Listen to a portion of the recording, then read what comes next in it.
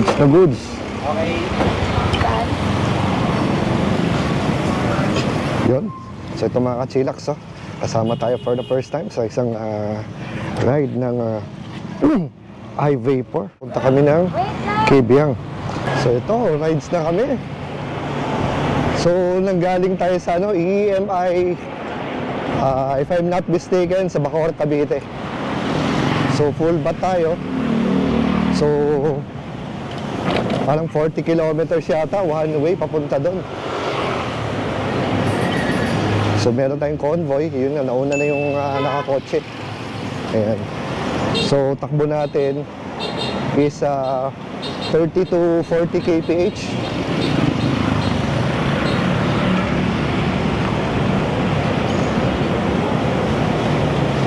So titingnan natin kung gaano kalakas kumain ng ang battery consumption nito. Sarap. Sarap mag-rides. So sa takbo pa lang nito, sa handling niya, maayos. Kasi medyo medyo mabigat siya in the sense na dahil sa pagiging mabigat niya, stable siya. Hindi siya madaling hanginin. Dahil pagka yung mga iba, magaan, di ba? Hinahangin siya. Dito, very stable. Sa comfort naman, mukhang maganda naman ang suspension niya. So naka-eco mode ako. Okay din yung kanyang yung kanyang takbo. Then yung braking niya from 30 to 40, makapit naman. So ika nga, makapit na preno, magandang suspension. So okay na okay. So sabi nila, papunta doon sa pupuntahan namin sa Kabyang, 1 hour lang daw ang biyahe. Pwede na! So kasama ko ang Team Chelly at si Miss Awit na isang karerista na motovlogger, lady rider. So height ko is 5'8". Bigat ko nasa bumigat ako naging 180 pounds na ako eh. So wala ako nakikitang yung hirap siya para pag nag-accelerate ako. Wala, sisiw na sisiw. Hindi ko nakikitang nahihirap. Slinking rides. Swabing swabe. So ito mga ka-chillax, yung naka-big bike na yan ay full electric din. Then convoy kami, meron din dalawang e-car, front and back, Jayco at BYD. Kaya, suspension, okay na okay.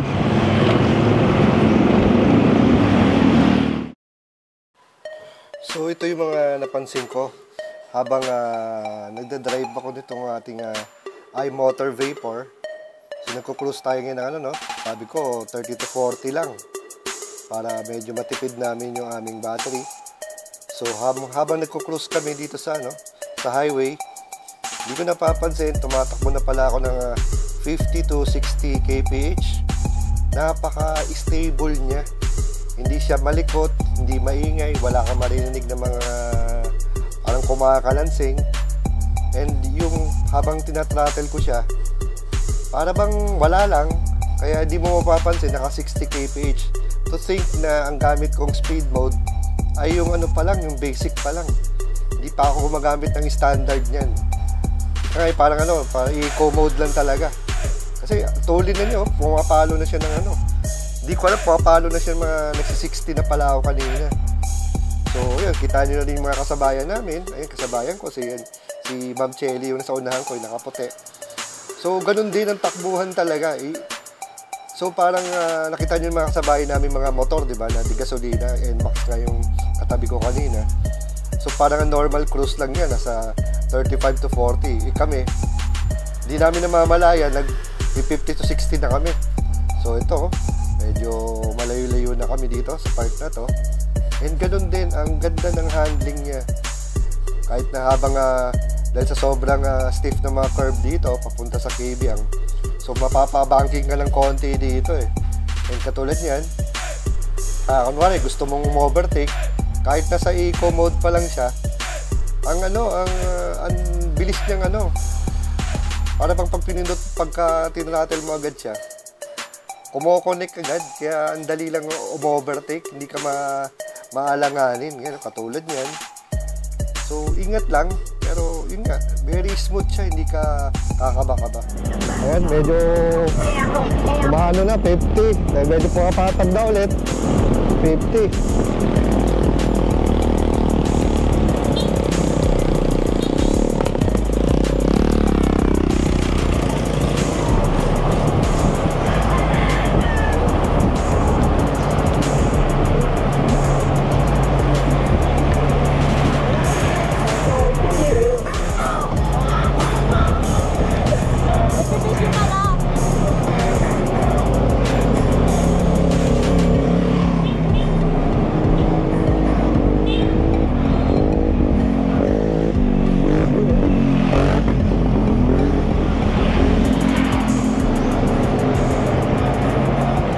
Kainan pala dito si Kivia sa Margondon. Asin pala dito no?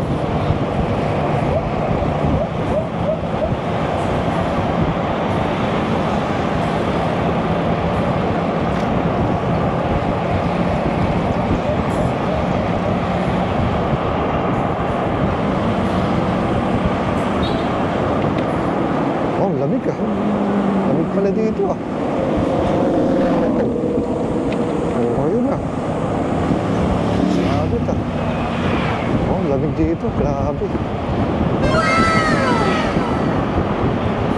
Wow, parang naka-aircon sarap parang naka-aircon mga chillax wow, at sarap.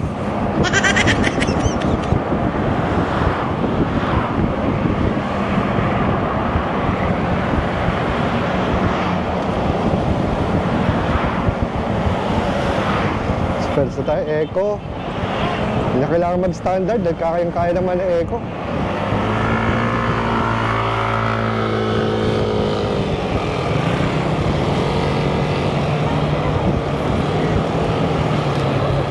Sandali palang kainan dito, mga katsina. Saya.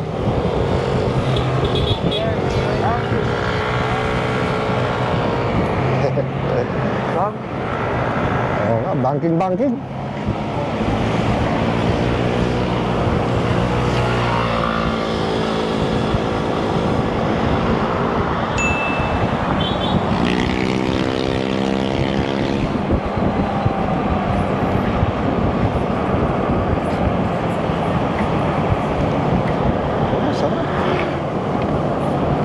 So dito din pala to, sa Puerto Azul. Dito rin pala yun.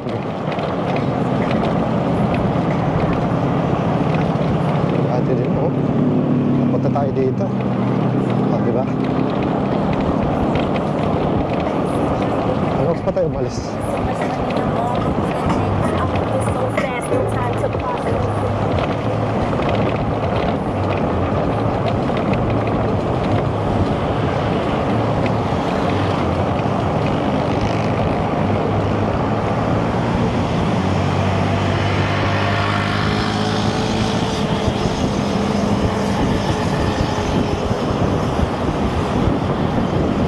So kahit sa mga akyatan dito, kitang-kita nyo naman, di ba?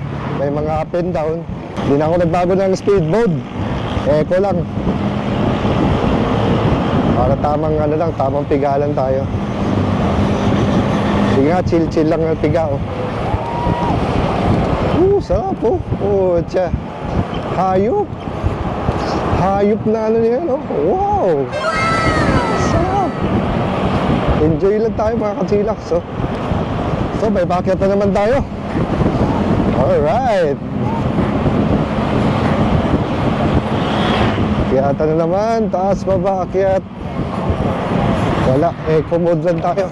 Hindi na ako magpapalit ng mode. Okay na ako dito. Safety na rin para at least makaano na rin.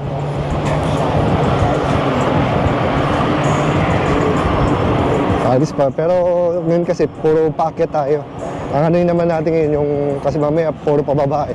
Ngayon puro apakyat, kaya hindi nga, tipid-tipid lang pa by time.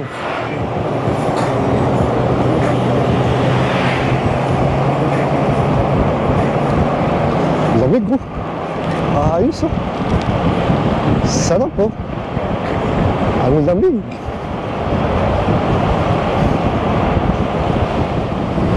So ito ang ating introducing ano, ay motor, mga bikers oh. Ayun oh. 3 wheels oh. Lupit ba? Lupit dito.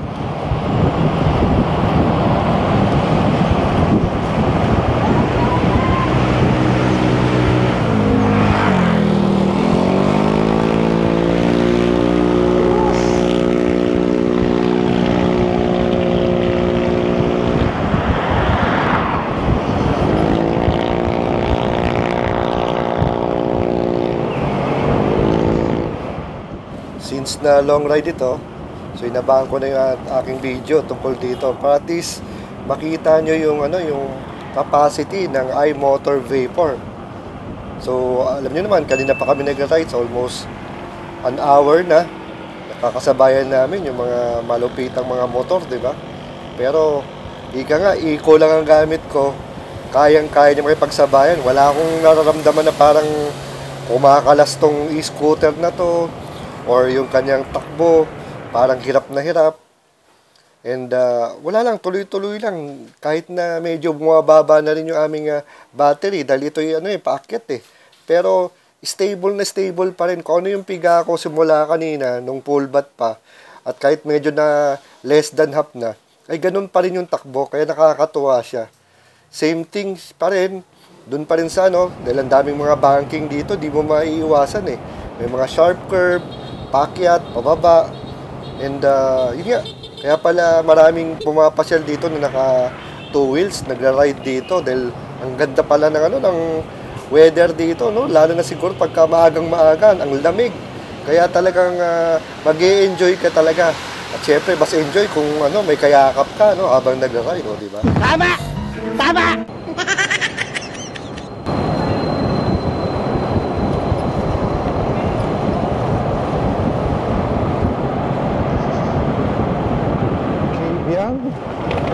Here we go.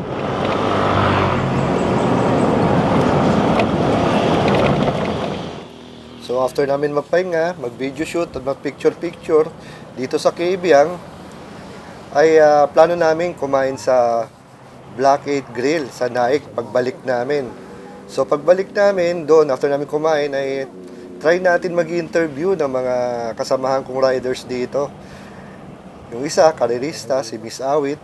At yung iba naman ay regular user na ng electric scooter or electric motorcycle.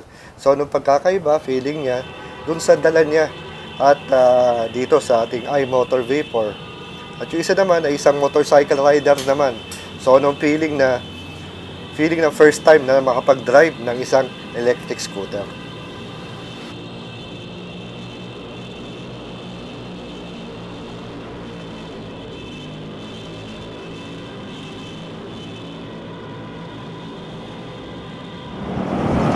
So yun, kasama natin mga iba-ibang mga vlogger, content creator, riders. Yan, dito yun sa ano, kay Team Chelly. So yun. So, dahil may kalayuan to, at syempre, kahit na-commute tayo, napo-full throttle ko kasi minsan naiiwanan ako eh. So maybe nagbawas naman siya ng battery. Actually, less than half na siya.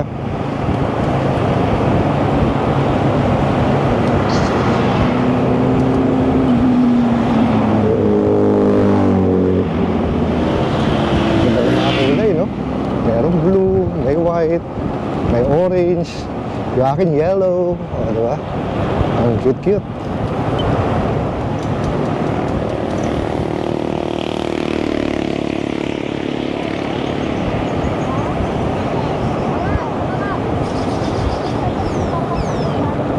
Sino? Ganda ng ano dito. Ganda ng view. Ayan, medyo nakaramdam na ako na init. Gusto ko dito yung kahit na galing sa mabilis. Pag nag-brake ka, wala siyang skid factor. Hindi siya na skid. Yung mga view dito, ganda oh. Ganda ng bundok, ang ganda ng lawa ba ito? Oh. Very nice. Very enticing. Balik na actually kami. Dito kami kakain sa Block 8. Tama lang. Ako, anong lugar to? Block 8 Grill and Sizzling House. O, diba? Tama sa aming bossing. Aming sponsor. So, maraming salamat ulit sa Block 8 Grill. Dahil pagdating namin, napansin ko talagang pinaghandaan kami at meron silang inandang parang saksahan, parang pwede namin i-charge. Imagine mo, medyo madami kami Parang if I'm not mistaken, nasa 7 or 10 units kami dito. Ang maganda pa dito sa Block 8 Grill sa Nike branch, ang daming pagpipilian ng pagkain. Parang pagkaintindi ko 400 plus lang, buffet na. So ilang beses ka pwede bumalik, ganun din sa drinks. May coffee, may juice, iba-ibang klaseng juice at may dessert pa. So saan ka pa? Pasyal na. Experience nag-ride tayo from Bacoor, Libya. Kasi since gas yung lagi nyo ginagamit, ngayon naman is electric and branded by iMotor Thailand. Wait for you. So sa akin, sobrang nagustuhan ko yung torque niya kasi hindi naman ako nabibitin kahit na all the way long from Bacoor to Kabyang is naka-standard lang yung ko. So, nasa middle yun. Kasi 3 eco tsaka may power pa. So, gitna lang yung ginamit ko. Okay naman, hindi ako nabitin. Kung i-compare ko siya sa pinaka-motor din talaga, siguro ilalagay ko siya sa scooter 1110, mga ganon. Mio. Stock Mio, walang halong modified. Yun, pwede natin siya i-compare sa bilis tsaka sa arangkada ba, yung torque ba. Sa side ko naman, natuwa ako sa kanya dahil hindi mo naman syempre expect yung e-bike to go from Bacoor to Kabyang, di ba?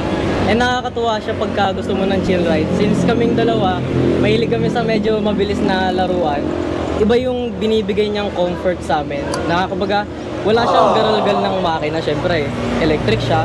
Tapos maganda yung suspension and talagang sobrang chill drive mo lang siya dadalhin.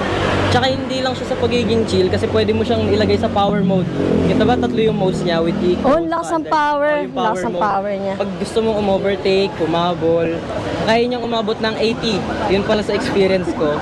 Pag gusto mo ng medyo matulin, power mode ka lang, di ba? Kaso, malakas nga lang sa Malakas sa battery, pero manageable siya pagka talagang overtake ka. gusto mo umabol lang. Tsaka chill ride lang papuntang Kabyang. Pakahon na yun, kayang-kaya pa rin. So, goods na goods siya. In the future guys, makakonsider nyo bang kumuha ng isang electric motorcycle? Well, sa akin yes, kasi sobrang efficient. Efficient! Tapos sobrang convenient din kasi para sa akin convenient naman as much as meron akong charge dyan. Kasi hindi kagaya ng sa mga gas, magpapagas ka pa, ang hassle pa. Hindi kagaya lang naman dito kapag nag-stop over ka. Sure na stop over, magpapahinga ka for charging. Pero kino-considered ko for me na kumuha talaga ng electric bike soon. Tama, kasi sinabi niya sa conveniency, yung sa bahay, matcha-charge mo siya, kinabukasan, pamalengke, pang stroll, pang gala, sobrang ganda niya. Like, yung comfort nga na binibigay niya lalo pagka chill-chill lang, gala-gala lang, stroll, sobrang okay na okay siya. Wala ka nang hahanapin pa dito sa ibang mga motor. Okay siya sa akin. Gastos, siguro maintenance, ay sa gastos niya sa gas, okay siya sa akin. Kasi, yun nga, having a gas type na vehicle tapos electrics, good option din sa bahay. Kasi syempre, yun, hindi mo siya palaging magagasan. And yun. Sa akin naman sa gas, since ako madalas talaga mag-Kabyang, so ang minimum kapag naka-scooter kami, Aerox, pagpalagay mo ng Aerox, 250, balikan. 300, depende kung magkano yung gasolina, syempre. Mga 300, pagpalagay mo ng 250 to 300, ikot mo ng Kabyang Tunnel, makauwi ka. Siguro, kung makabalik ka pa gano'n, yun yung gastos mo. Pero since naka-e-bike kami ngayon, feeling ko mas tipid siya kasi ang watts lang naman nito ay around Ano siya? Sa one full charge, 50 pesos. one full charge is 50 pesos, so sulit na. Kasi kaka-charge lang Yung namin sa akin, hindi ko lang sinabi pero naka-power mode kasi ako buong magdamag. Ako kasi naka-standard lang talaga ako. So, sa akin, 4 bar pa yung natira. Kaya nga feeling ko kahit hindi siya i-charge, aabot ako hanggang pauwi. Tama. Sila kasi mga ano kasi yan eh, gangster wannabe. Standard lang sila. Sabi kasi ni Ma'am kanina, standard lang daw eh. Pero siningag ko na Di ba? power. Galing, di ba? Okay. From Bacoor, Medium. Nagamit yung iMotor S. Vapor S. Well, first, masaya. Nagamit yung ride from Bacoor to Kabyang. Sobrang komportable. Napaka-komportable niyang dalhin.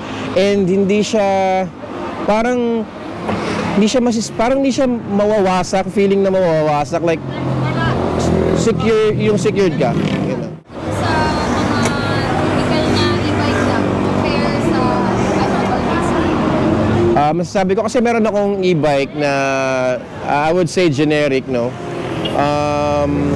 Yun nga, yung feeling na para siyang mawawasak pag sinasakyan mo siya. Pag laluba ka, parang yung pinaka yung body niya parang masisira, yung fairings niya parang masisira, and then siguro yung pinakamasabi ko is nag-upgrade kasi ako yung generic na in-upgrade ko siya, gumastos ako ng malaki, and then na-realize ko na hindi ko siya marirehistro unlike Vapor na LTO ready na siya. Experience mo kanina, then kasi gumagamit ka ng tigas. Yeah. Gusto yung driving mo using electric power. Sa power ng electric. Dahil first time ko na gumamit nitong electric, sobrang ang ganda niya gamitin. Ang ganda niya gamitin, sobrang komportable siya sa drive. Lalo na long ride kasi try namin ng Kabyang. Kasi pagka nakamotor ka na typical, kala mo, maiisip mo na yung expectation mo sa mga motor na to mabagal, mahina. Pero nagkamali ako doon, guys. Sobrang sulit nito gamitin ng mga motor na to. In the future ba, makakonsider mo magkaroon ng electric motor? Oo, syempre. 100% yun. Kasi ibang experience siya eh. Ganun naman tayo palagi, di ba? Kaya gusto natin yung mga bagong experience, lalo na yung ganito rides, na mga long rides, adventure. Ang sarap niya gamitin. Gusto ko siyang magamit pa ng matagal. So, bago natin tapusin ang ating vlog, so maraming salamat kay Sir Edmond sa opportunity na makasama sa isang napakasaya at napaka-chill na event dito pagra-ride nitong ating iMotor Vapor at syempre sa kanyang staff ng EMI. And syempre, I wanna thank Team Chelly, ayan, na palagi tayong naiimbitahan para may share din yung experience, maging bahagi tayo ng kanilang mga events at rides. So going back tayo sa iMotor Vapor, no? So ito ay 3,000 watts at may estimated range ng 100 kilometers. So nakita nyo naman yung takbuhan namin, puro akyatan, may mga pababa, may paliko-liko, at syempre, ilang beses din kami pabalik-balik dahil dala ng video shoot. So napakaganda rin ng kanyang battery performance, hindi ka mapapaya. As you all know, almost 3 hours din kami sa kalye, and 1.5 hour higit, non-stop ang ride namin. So talagang di ba, wala man lang naging problema. So para bang napaka-heavy duty niya. So katulad nga sinabi ko, hindi lang nanggaling sa akin, kundi nanggaling din sa mga naging yung question and answer ni Ma'am Chelly, di ba, sa mga riders natin. Talagang natuwa sila sa performance. So kita nyo naman, umu-overtake kami na walang kahirap-hirap. Tutig na ako, gumagamit lang ako ng di ba, eco mode. Si Miss Awit, standard lang. Isang kasama niya, gumagamit ng power boost. Talagang tuwang-tuwa siya dahil hindi niya akalain, napakatulin ng ng iMotor Vapor At syempre, yun nga, at the end of the day, pagka-uwi namin, talagang wala man lang nagkaroon ng parang problem sa aming unit. So again, sana nagustuhan ating munting vlog. Till here, this is Well Esquila. Ride safe and God bless.